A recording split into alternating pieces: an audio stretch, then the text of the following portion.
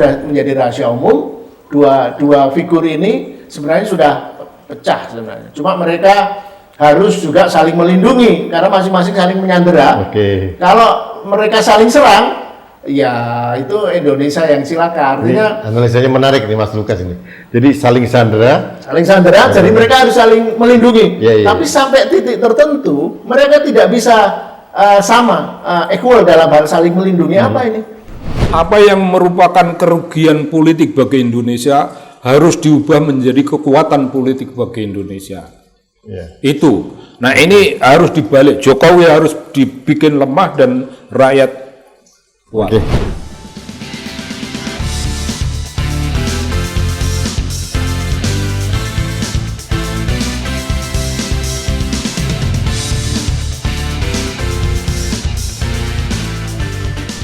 Halo sahabat Indonesia, kita bertemu kembali di Anak Bangsa Podcast.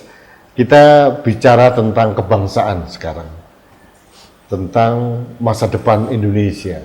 Akhir-akhir ini ada fenomena, setelah ini tahun 2029 akan seperti apa Indonesia ini. Nah, kita mulai dari fenomena seorang mantan presiden yang mulai kegenitan keliling Indonesia. Nah, untuk itu saya akan berdiskusi dengan dua tokoh nasional, seorang pengamat politik, juga seorang jurnalis. Yang pertama, Mas Lukas Suwarso. Ini senior saya. Kalau kita bicara Aji, pasti Mas Lukas Suwarso di situ. Kalau kita bicara Bon Jovi misalkan, Mas Lukas Suwarso juga menjadi tokoh sentral di situ. Yang kedua, budayawan kita, kolumnis dan seorang pengamat politik yang tiap hari mempunyai channel khusus Suara Kang Sobari, yaitu Dr. Muhammad Sobari. Kang Sobari, Mas Lukas, terima kasih. Terima kasih. Kita Terima kasih. ngomong konteksnya adalah civic education ini, Mas. Memberikan pemahaman kepada rakyat tentang masa depan kita sendiri sekarang ini. Nah, kita mulai fenomena tentang Jokowi yang kegenitan keliling-keliling Indonesia ini. Saya mulai dulu ke Mas Lukas dulu. Mas Lukas sebagai seorang jurnalis, aktivis, pengamat, dan banyak berinteraksi dengan banyak tokoh gitu. Apa yang Mas Lukas baca dari Jokowi yang keliling Indonesia ini? Ya, saya setuju dengan Kang Sobari di channel ini ya. Dan saya lihat kemarin Megalomania ya. Jadi sosok yang sudah menjadi monster politik. Istilahnya monster. Menjadi apa yang oleh Thomas Hobbes, filsuf Inggris abad 16, mewujudkan diri, dia menginstitusikan diri sebagai Leviathan. Jadi sosok yang dari backgroundnya konon dulu humble, merakyat dan sebagainya, dengan pertunjukan akrobat politiknya di Lampung itu yang dia namai safari politik, dan embel-embelnya subjudulnya Karnaval Gajah. Dia sudah menjadi orang yang selain megalomania, saya rasa narsistik akut.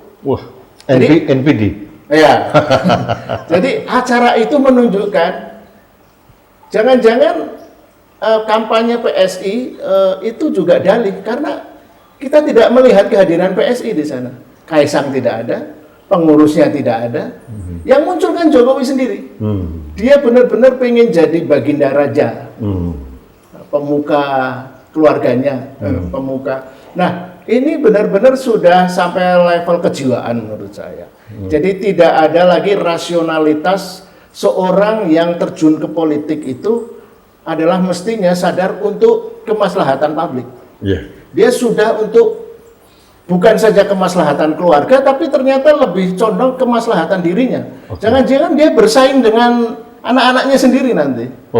Iya, saya tidak punya analisa lain karena ini premisnya apa nih? Premisnya karena di acara itu saya tidak melihat adanya Kaisang, pengurus PSI yang lain, dan dia tidak menyinggung PSI juga secara sebagai sebuah partai baru yang ingin dia promosikan, kampanyekan. Saya mestinya kan dia kalau itu memang tujuannya untuk PSI, dia kan semacam menjelentrehkan platformnya, misinya, visinya, apa yang ditawarkan, apa yang berbeda dari PSI sebelumnya.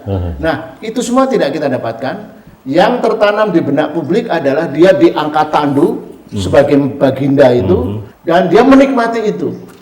Dan tentu saja paling fatal menginjak itu.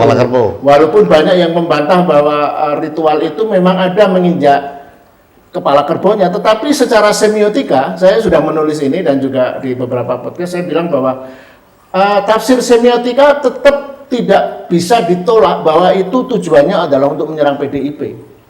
Kalau yang menginjak kepala kerbau itu Bang Kamri atau Bang Sobari, karena tidak ada background politik apapun, tidak akan ada tafsir itu. Tapi karena yang menginjak itu Jokowi, dan sebagai kalau dia memahami politik etis, itu sebenarnya dia mestinya punya sensitivitas menyadari itu. Apa yang dia lakukan itu akan ditafsirkan oleh publik sesuai dengan motivasinya, kepentingannya dan sebagainya. Dan kepentingan dia ingin mengangkat PSI, berarti kan ingin ini kan kayak ada hukum energi nih.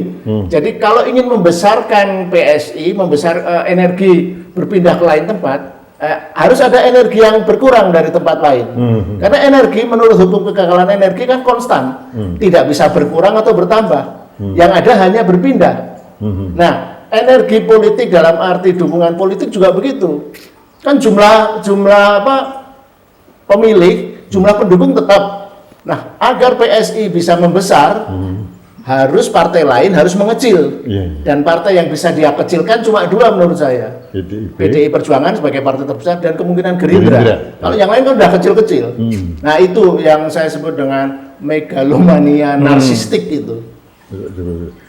Kang Sobari, pertanyaan yang sama. Sebagai seorang budayawan, ya, Kang Sobari membaca fenomena Jokowi ini seperti apa? Kalau kita bicara seperti Bung Lukas, apakah dia membicarakan PSI atau tidak, itu bagi saya, apapun yang dibicarakan Jokowi itu mau bertentangan dengan anaknya atau tidak, itu semuanya merugikan negara. Jadi negara itu maksud saya ya bukan negara dalam pengertian kita yang abstrak. Ini rakyat Indonesia sebenarnya. Apa yang dirugikan rakyat dengan kiprah Jokowi seperti itu? Ada dalil yang tidak pernah kita sadari dan baru akan saya ucapkan. Kalau negara beruntung, Jokowi yang rugi. Kalau Jokowi beruntung, negara yang hancur luluh. Negara dalam ini rakyat. Jadi dalil ini bukan karangan, itu dirumus dari suatu realitas selama ini.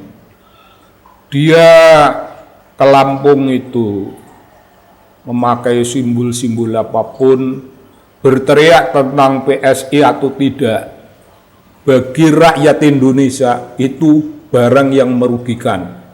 Membela PSI, rakyat rugi. Tidak membela PSI, rakyat rugi. Nah, sekarang rakyat Indonesia berhadapan dengan Jokowi. Kalau rakyat yang beruntung, Jokowi yang buntung, dan memang kira-kira semacam gitu. Jadi beliau yang paling sering membicarakan, Jokowi sudah menjadi suatu common enemies. Common enemy. Nah, sebagai common enemy sudah the enemy oleh rakyat Indonesia. Ya oleh negara, tapi kalau kita bilang negara ini kan abstrak. Ini rakyat yang konkret. Nah, Jokowi tadi diberi simbol sebagai Leviathan. Biasanya Leviathan itu disimbolkan pada negara, gitu. Sekarang malah lebih keren. Yang Leviathan bukan negara, melainkan si Jokowi. Bung ini betul-betul menghancurkan negara. Leviathan sebagai Jokowi itu gambaran dari kelemahannya Thomas Hobbes. merumuskan teorinya, lemah sekali. Karena Thomas Hobbes ingin mengerem kebebasan rakyat. Jangan terlalu bebas. Serahkan sebagian kemerdekaanmu itu kepada negara.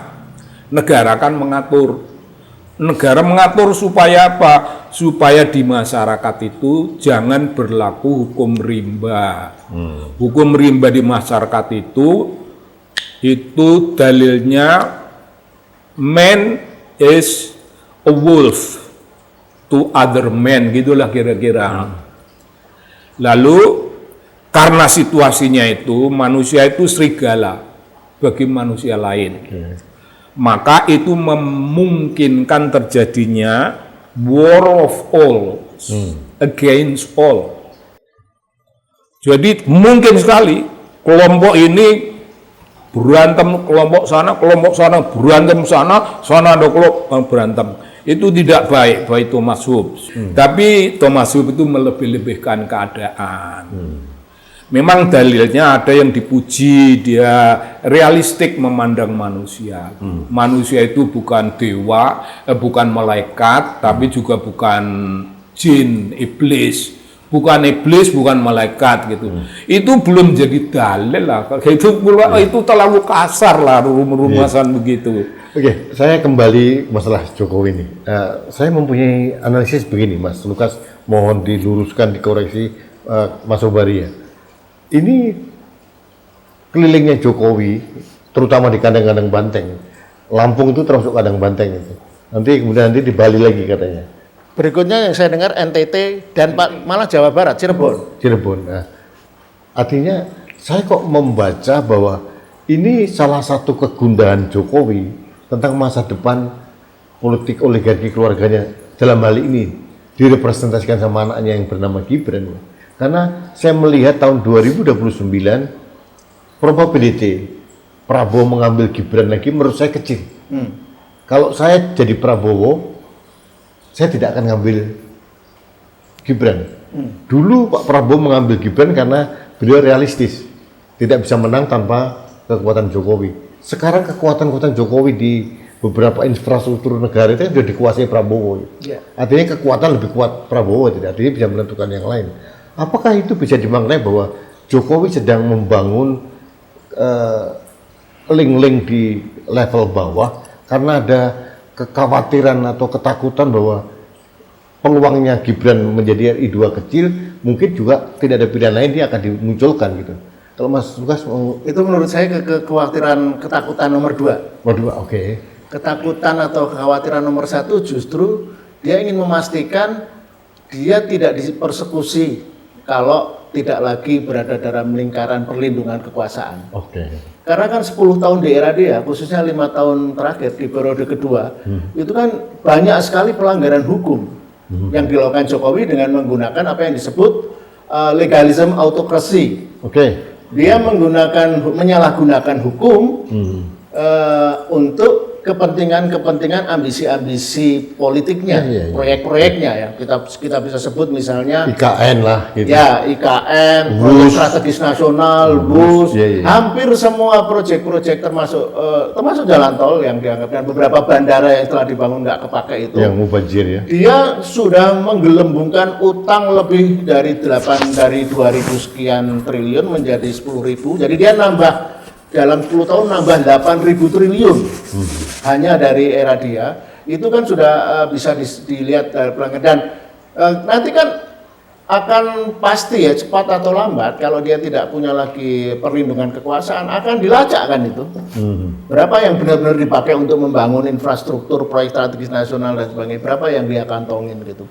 Karena itu tadi dengan menggunakan legalism autocracy itu, dia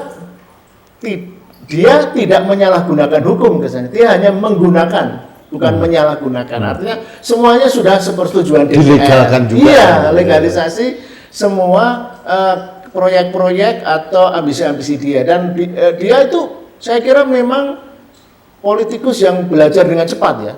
Oh, praktek kenegaraan di Indonesia kayak gini kan. Peninggalan era Orde Baru ini kan memang aparat-aparat kita itu kan umumnya korup kan. Dia selalu untuk kepentingan Dan korup ya. Nah, dia melihat itu bukannya ingin membersihkan, membasmi korupsi dan sebagainya itu. Memanfaatkan. Dan contoh dosa dia terbesar itu adalah revisi Undang-Undang KPK itu kan, yang dibarter untuk Undang-Undang IKN. Saya ingat waktu itu saya mengikuti, jadi undang-undang semua yang diperkosa oleh Jokowi, dimutilasi itu, semuanya dibuat hanya dalam waktu singkat, hitungan 2-3 bulan, bahkan ada RUU KPK itu nggak nyampe sebulan gitu. Kemudian juga Undang-Undang Omnibus Law, Cipta Kerja.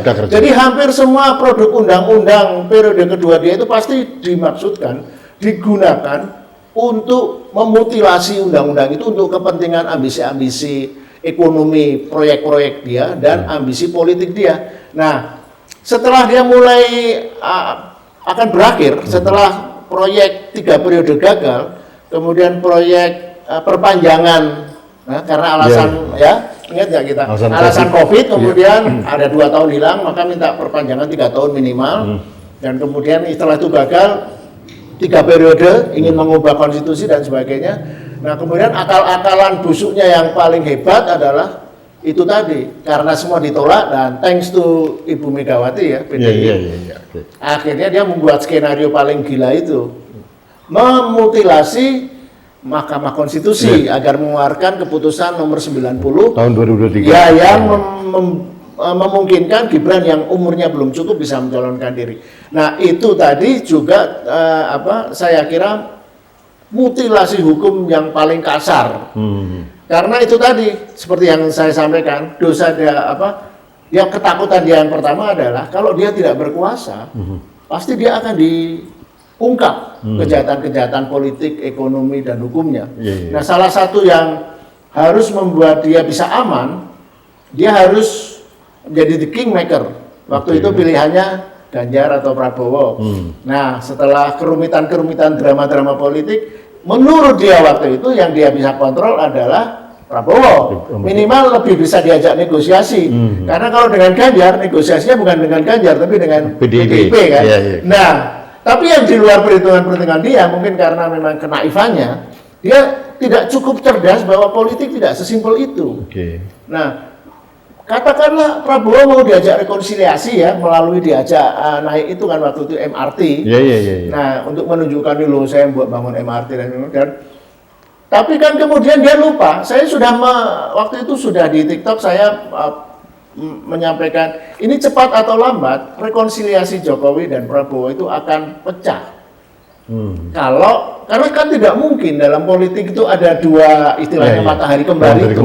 Nah, ini yang tidak disadari Jokowi, karena dia tidak tahu diri, dia memaksakan diri seperti ilustrasi dia safari politik ini menunjukkan itu juga. Dia tidak punya etika sopan santun politik bahwa belum masanya kampanye dan dia tidak bisa melihat bahwa Prabowo sekarang sudah dalam kesulitan kan dengan berbagai problem ekonomi, proyek-proyek MBG, Koperasi Merah Putih, sekolah rakyat dan antara yang jadi persoalan publik.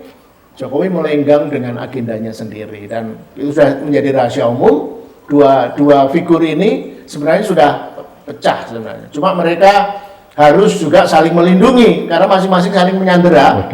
Kalau mereka saling serang, ya itu Indonesia yang cilaka. Artinya analisanya menarik nih Mas Lukas ini.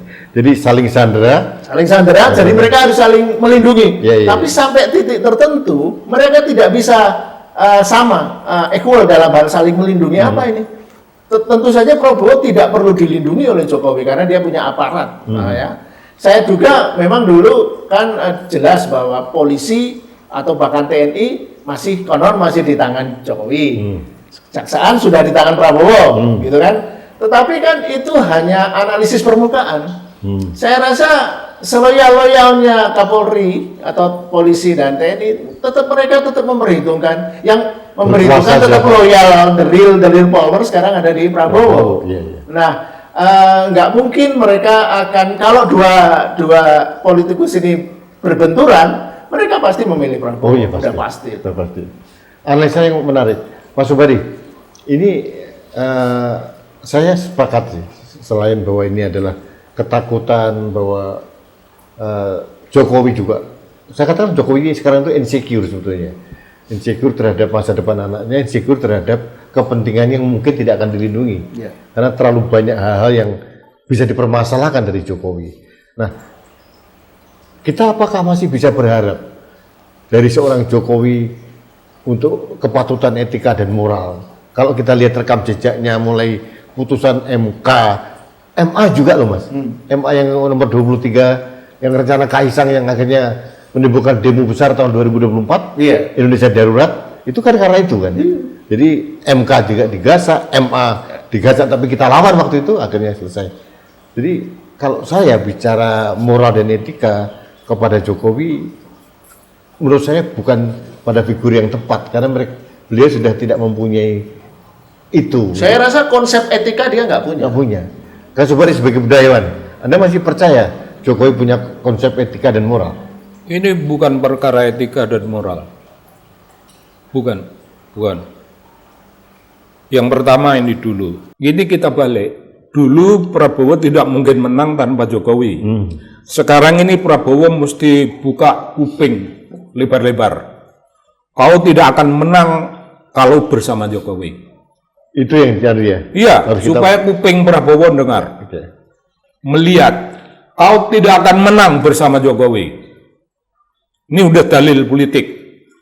Nah, mengapa? Jokowi adalah common enemy. Siapa yang memilih? Nah, nomor 1. Tadi mengangkat anaknya itu tidak seringan yang kita bicarakan, Bung Lukas.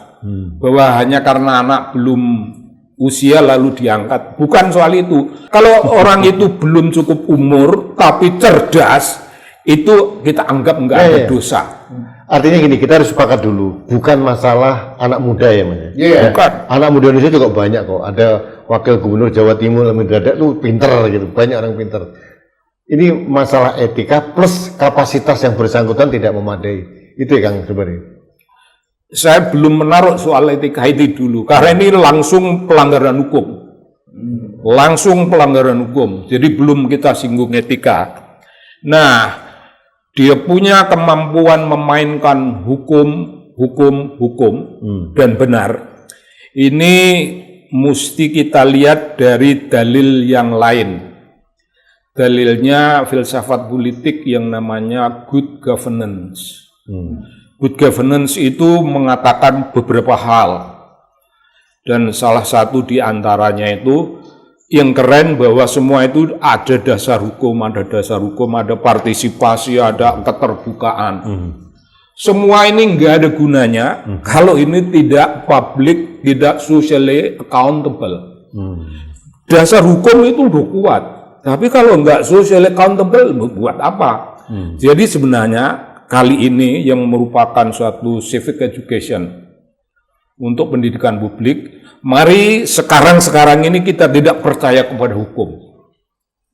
Ini perlawanan, dan perlawanan ini hanya bisa dilakukan oleh betul-betul spirit dari kekuatan yang memang memiliki keberandalan melawan. Ya hukum ini nggak berlaku sekarang. Nggak ada moral hukum. Hukum sebagai kekuatan regulatif itu sendiri hilang. Moralnya hilang. Apa gunanya hukum? Jadi hukum berlaku, tapi kalau tidak memiliki landasan lain yang namanya akuntabilitas publik, hukum itu nggak ada gunanya. Nggak ada gunanya. Hukum yang paling sehat sekalipun, kalau tidak accountable bagi publik, hukum itu nggak berlaku. Apalagi hukum sekarang ini bikinannya Jokowi. Dari situ aja kita udah tahu. Nggak akan ada gunanya. Mesti kita lawan. Nah, perlawanan kita ini melawan Jokowi ini bukan karena kedengkian. Mesti kita ketahui seluruh rakyat. Bung, kita ini mesti belajar. Setiap perlawanan janganlah didasarkan pada kedengkian, karena itu nanti akan menjadi sesuatu yang namanya amuk. Kalau perlawanan rakyat itu berpuncak pada amuk massa dan menghancurkan, ini negara yang tidak akan pernah dewasa. Kita sudah mengalami amuk massa untuk merubah keadaan yang kemudian juga tidak berlangsung. Perubahan itu tidak ada gunanya lagi sesudahnya. Jadi tidak bisa. Perlawanan kita kepada Jokowi juga tidak karena dengki pada Jokowi. Tidak. Enggak ada gunanya Jokowi didengki. Yang kita dengki itu tindakannya yang dibesut pakai hukum sehalus-halusnya, tapi ini tidak mendapatkan public accountability. Public atau social accountability. Ya, enggak ada gunanya. Jadi perlawanan kita ini betul-betul memang menyehatkan rakyat. Mari kita suarakan supaya rakyat itu paham begitulah. Pahamlah bahwa urusan melawan karena pelanggaran hukum, melawan karena kedurjanaan.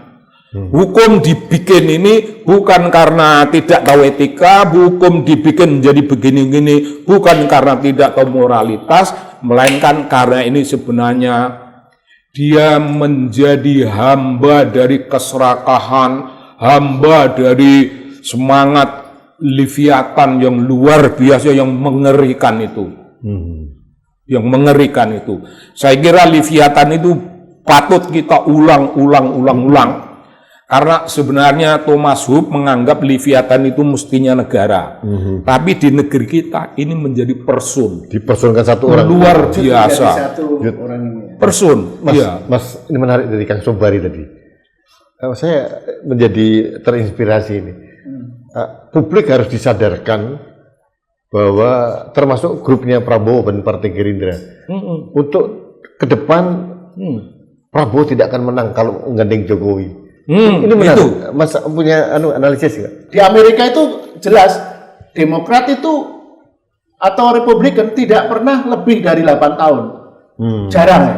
Setahu saya yang era modern ini nggak pernah. Selalu setelah 8 tahun, karena apa? Kadang orang pengen ganti. Masyarakat pengen ganti, ada sesuatu yang berbeda. Ada antitesa gitu ya. Iya, antitesa itu baik yang sistem republik atau parlementer begitu. Nah, mestinya kan begitu. Jadi ketika Jokowi 10 tahun, mestinya orang yang akan terpilih kalau dia nggak cawe-cawe, orang yang antitesis dari Jokowi. Karena sebenarnya Jokowi itu kan antitesis dari sebelumnya ya, SBY. Iya. SBY yang formal, jaim, semuanya terstruktur, teratur omongannya, dan karena dia tidak bisa melanjutkan lagi ya, akhirnya terpilih Jokowi yang benar-benar antitesis kan. Penampilannya sangat norak, deso, cara berpakaian, cara omongnya semuanya antitesis dari SBY. Nah, itu memang semacam kelaziman dalam politik di dunia ini. Orang akan boring dengan sesuatu yang terus-menerus yang sama. Itu pun kalau dianggap sukses menjadi presiden, menjadi Perdana Menteri. Itu tidak karena SBY lebih baik lo ya. Enggak juga ya, tapi artinya itu yang pokok. Gitu, udah itu aja. Tapi di satu sisi saya kira sedikit lah dalam hal gini, SBY tidak mencoba cawe-cawe ketika dia turun. Ya, seingat kita ya. Itu satu poin di mana, dan Megawati kan juga begitu. Dan baru pertama kali di era Jokowi ada presiden yang sudah outgoing, sudah mau pergi, tapi menggunakan segala cara agar dia tetap eksis. Dan anaknya diangkat. Nah, setelah dia merasa sudah mensukseskan Prabowo, kemudian dia tidak cukup. Makanya kemudian pencalonan Gibran itu adalah persisnya karena Jokowi tahu akhirnya dealnya, karena Prabowo tidak akan berlanjut. Nah, kalau perkembangannya ternyata dengan rekayasa medis bahwa Prabowo sekarang sehat, Jokowi menjadi galau dan juga marah ketika tahu bahwa Gibran anaknya nggak dikasih peran, ya kan? Proyek IKN-nya juga agak ditinggalkan gitu, dan beberapa proyek strategis nasional dipangkas, dihentikan. Dan artinya sudah tanpa ada spekulasi yang aneh-aneh dari apa yang terlihat, kita bisa melihat bahwa dua orang ini sudah menjelang saling tikam. Mas, saya mau membahas masalah antitesa. Ada kecenderungan rakyat untuk selama beberapa periode untuk mencari pemimpin yang antitesa dari sebelumnya gitu. Apakah Prabowo ini anomali ya, karena melihat bahwa punya persepsi Prabowo Gibran ini adalah kelanjutan dari Jokowi. Ya, ini yang mungkin sedang berusaha oleh Prabowo dipotong persepsi seperti itu. Pasti. Oke. Dan menurut saya itu memang kemenangan atau kelahiran Prabowo menjadi presiden Indonesia itu kan melalui proses yang dalam istilah medis congenital defect. Oke. Cacat bawaan lahir gitu. Iya. Karena tidak murni prosesnya melalui 9 bulan yang jadi kayak di abortus dan sebagainya lah, dengan cara-cara Jokowi lah, memainkan cawe-cawe, menggerakkan parcok, birokrasi, mengintimidasi kubu Ganjar dan kubu Anies kan. Itu kita semua tahu lah, karena kan teman-teman kita ngalami di daerah. Nah, jadi memang tidak pernah bisa menjadi kelanjutan dari Jokowi dari segi apapun lah, dari segi personality, ya, dari segi background kultural, personalitinya Prabowo kan berangasan, suka ngomong, sementara Jokowi irit ngomong karena memang tidak bisa ngomong. Kemudian juga backgroundnya Prabowo dari disiplin militer yang kaku, Jokowi dari tukang kayu. Jadi tidak ada satupun yang bisa menghubungkan, connecting the dot antara sosok Jokowi dan Prabowo. Selain kepentingan politik. Prabowo pengen jadi presiden, paling nggak sekali seumur hidup. Karena gini, kenapa Prabowo ambis jadi presiden? Dia ini kan sangat terluka, karena kan tahun 98 tinggal selangkah lagi dia. Sebagai menantu Soeharto, dan waktu itu kondisi politik, dia posisinya sudah tinggi Pangkostrat dan sebentar lagi jadi Panglima TNI. Kalau tidak ada krisis moneter 98, kemungkinan besar dia jadi ya. Dan tentu kalau mertuanya masih menyukai ya. Nah, sejarah kan selalu terlalu banyak variabel dan tapi intinya dia sudah tinggal selangkah, kemudian ada prahara politik yang begitu berat. Dan dia ada di epicentrum dari prahara politik itu. Epicentrum saya maksudkan adalah dialah yang mendapat stigma, benar atau tidak soal lain, bahwa dia yang mengail di air keruh, membuka kerusuhan 98, paling enggak dalam persaingan Wiranto dan Prabowo itu kan. Dan dia kemudian menculik, ya kan? Makanya dia harus menetralisir penculikan politis itu dengan merekrut orang-orang yang dia culik untuk menjadi tameng, menjadi salep, mengobati luka politik itu. Nah, dengan situasi-situasi itu adalah dua orang ini tuh kan dalam istilah bahasa Jawa itu ada strange bedfellow. Orang yang tidur dalam kasur politik yang sama, tetapi sebenarnya saling memunggungi dan ingin saling menjegal nanti, cepat atau lambat. Kang Sobari, ada pendapat lain? Nasihat kita bahwa kalau Prabowo bersama Jokowi tidak akan menang itu barang mahal. Betul-betul mahal itu sebagai nasihat. Karena saya tidak bisa memikirkan bahwa orang-orang partainya mempunyai nasihat itu. Tidak mungkin. Orang-orang partai itu masih menelan dalilnya Jokowi. Prabowo gampang dikalahkan. Dalil Jokowi itu. Maka yang namanya si termul itu memakai dalil itu. Sekarang termul itu jagal lah itu. Kalau Prabowo masih gandeng si Jokowi dan anaknya, tidak akan menang. Nomor 1. Nomor 2, dia tidak bisa segera menangkap bahwa rakyat Indonesia itu muak sekali kepada kepolisian. Tapi Prabowo masih memelihara kepolisian. Untuk apa? Ternyata itu tidak karena dia ngikut Jokowi. Mungkin juga karena dia ikut maha gurunya. Tapi dugaan saya, kalau dia tidak ikut Jokowi, dia punya kepentingan. Ini ternyata itu instrumental bagi kepentingan politik. Itu kepentingannya Prabowo sendiri, polisi itu masih ada gunanya. Namun disitulah letak kelemahan yang mutlak, kelemahan yang sangat-sangat parah bagi Prabowo. Bagi Prabowo di situ kelemahannya. Dan andai kata kita berbicara tentang sesuatu yang kelak menimbulkan gejolak, salah satu di antara banyak yang mengecewakan itu karena dia masih memelihara kepolisian dan memelihara kekuatan-kekuatan yang namanya penyangga penegak hukum masih dipelihara. Polisi takut apa dia? Tentara takut polisi babat. Bukan babat polisinya, tapi aturan-aturannya itu tegakkan. Kau angkat jadi polisi baru, kau jadi Kapolri baru. Ini pendukung. Memang apa bedanya didukung sama siapa nih si Sigit ini dan didukung oleh polisi lain? Bedanya apa? Enggak ada bedanya. Bedanya satu, pendukung baru itu membawa kesegaran baru, pendukung baru yang bukan Sigit ini. Dia akan membuat suasana kepolisian dalam keseluruhan itu berubah dan Prabowo punya strong point secara politik. Mas, kita masuk selangkah lagi nih. Kita menganalisis Jokowi keliling-keliling ini.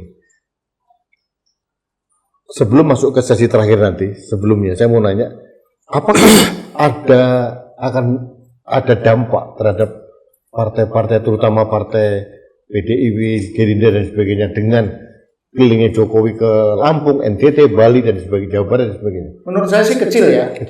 Kecil karena apa? Jokowi tidak menawarkan satu politik rasional ya. Dia kan menawarkan politik uang dengan amplop bagi-bagi itu kan ya sebanyak-banyaknya amplop yang dibagi berapa sih?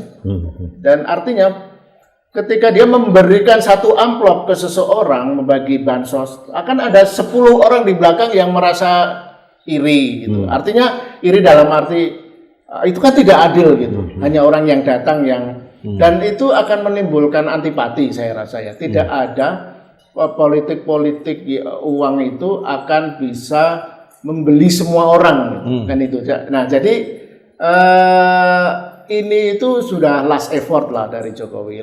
Kalau ibarat catur itu langkah terakhir yang dia tidak tahu bahwa ini pasti gagal. Yang di Lampung kan gagal, Mas.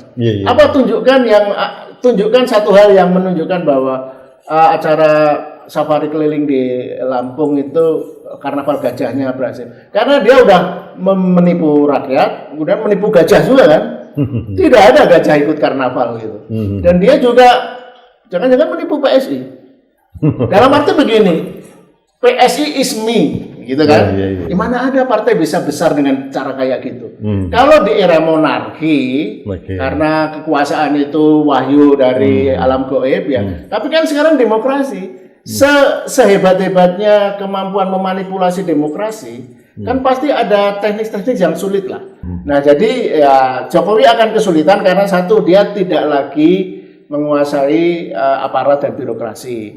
Aparat kepolisian saya kira juga di internal itu kan sebenarnya sudah ada kisi-kisi lah. Ada orang-orang yang mestinya jadi Kapolri karena tertunda ini kan, karena hampir 6 tahun sekarang.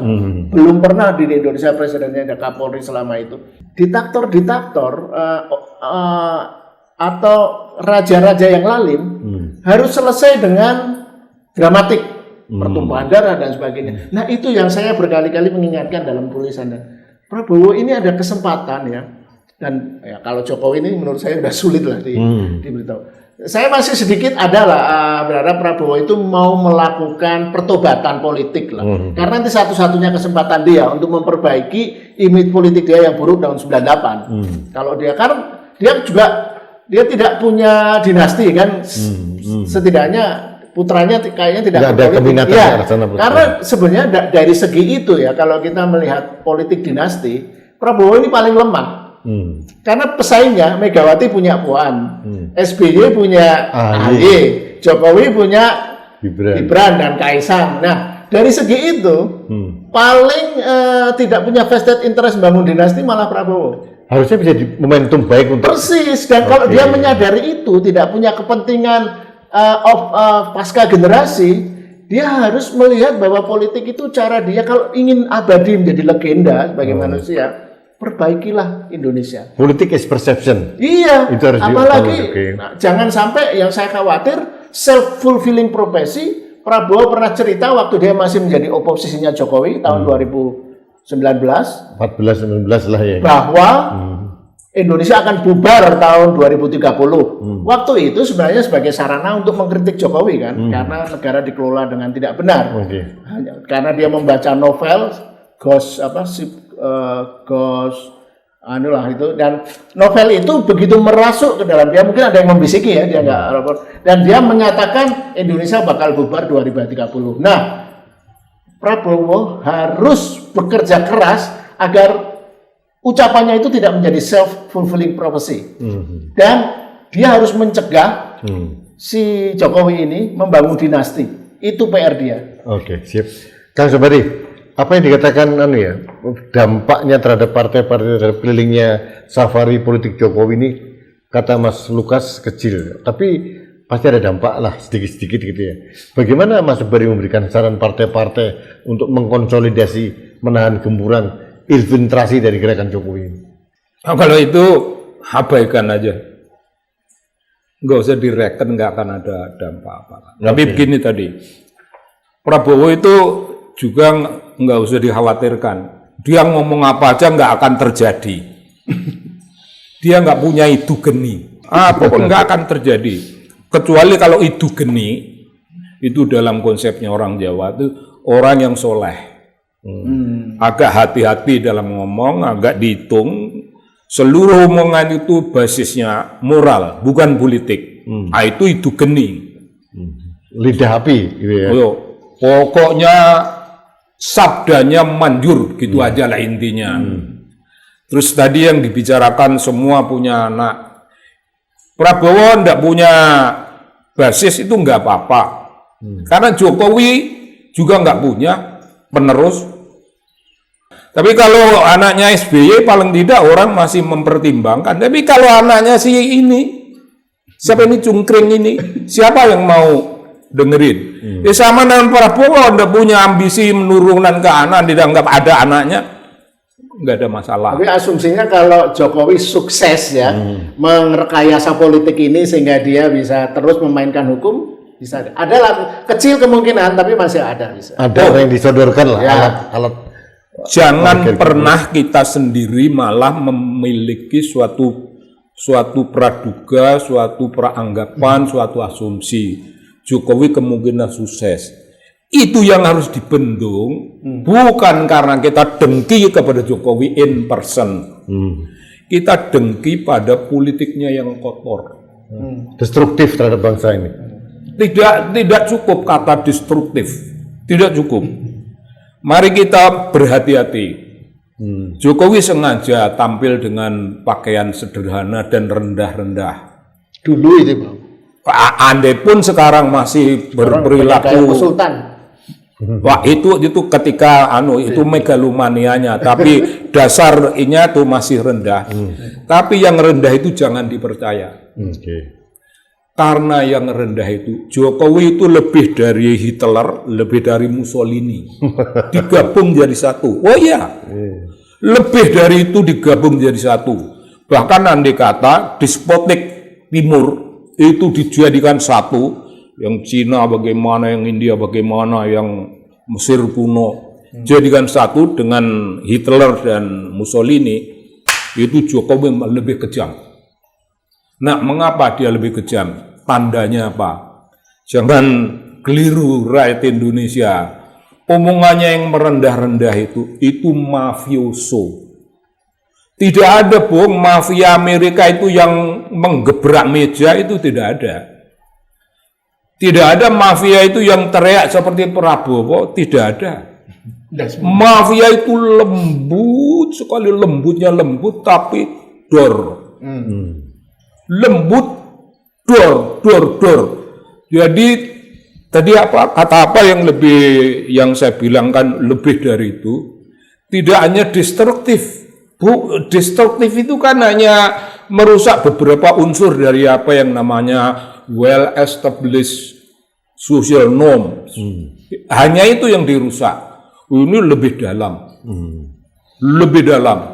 Jadi mari pertama-tama jangan ada yang percaya kepada kelembutan Jokowi. Itu bukan karena Jokowi pribadi. Kelembutan Jokowi itu produknya ialah hancurnya masyarakat Indonesia. Dan saya ingin kembali di sini mengungkapkan bagaimana pikiran Che Guevara. Che Guevara sendiri tidak terlalu sadar bahwa dia bermain teori politik. Dia cuma mengatakan peristiwa di lapangan, apa yang dia lakukan. Kita ini mesti melawan semua kekuatan dolim dalam suatu negara maupun kekuatan dolim dari negara lain yang membuat orang-orang the victim of aggression. Dia tidak pakai political. Saya selalu menambah the victim of political aggression. Jokowi itu mengorbankan rakyat Indonesia keseluruhan. Korban agresi politik Jokowi itu seluruh rakyat Indonesia sekarang ini. Dan kalau Prabowo memahami ini, apa Prabowo tidak tergerak hatinya untuk tidak sejahat itu. Kalau dia masih menggunakan satu unsur kekuatan yang bisa digunakan Jokowi untuk menghancurkan Indonesia, Prabowo masih memakai. Prabowo sama, itu murid yang taat kepada maha gurunya. Samina wa ta'na. Iya, apa gunanya jadi Prabowo kalau begitu? Terakhir Mas Lukas, apa yang kita bincangkan dari Kang Sobari, dari Mas Lukas dan seperti itu. Nah sekarang bagaimana kita memberikan pendidikan kepada publik menyikapi fenomena yang di depan mata kita ini? Nggak ada pilihan lain, kita expose, Mas. Dan saya Betul. optimis Betul. semua kerusakan, kesalahan, manipulasi dari era Jokowi dan berlanjut di era Prabowo ini harus terus kita expose, ya. Jadi agar tersebar ke publik, dan publik jangan sampai mengalami fatalisme, putus asa, bahkan defaitisme, merasa kalah. Dan kalau sudah fatalisme kemudian defaitisme, ya udah, ekspresinya bisa lebih bahaya lagi itu. Kalau orang sudah kalah tapi tetap ditekan, ditindas, sudah kan rakyat ini sekarang sudah dipamerin satu pertunjukan pornografi politik dan ekonomi yang parah itu. Jadi rakyat, kemarin ada sebuah warung nasi pecel lele yang tiba-tiba dikasih tagihan pajak 3 juta. Sementara di berita yang sama di sampingnya setelah itu ada orang dalam yang tidak kompeten diangkat jadi komisaris-komisaris. Jadi ini praktek-praktek nepotisme, korupsi, kolusi dan nepotisme itu sudah bahkan lebih parah dari era Orde Baru, karena sekarang terlalu bulatan, terlalu vulgar ya. Kalau di era Orde Baru itu minimal meritokrasi masih jalan. Menteri-menteri di era Soeharto itu kan orang respect semua, kompeten semua dan birokrasi masih berjalan dengan baik ya. Peran negara walaupun agak despotik, agak diktator itu masih oke lah, dan waktu itu buktinya masyarakat menerima kan 32 tahun sampai krisis ekonomi. Nah, ini krisis ekonominya sudah hampir mirip. Tetapi kemudian itu tadi pameran-pameran pornografi politik yang tidak ada di era Orde Baru itu sekarang sangat vulgar gitu kan.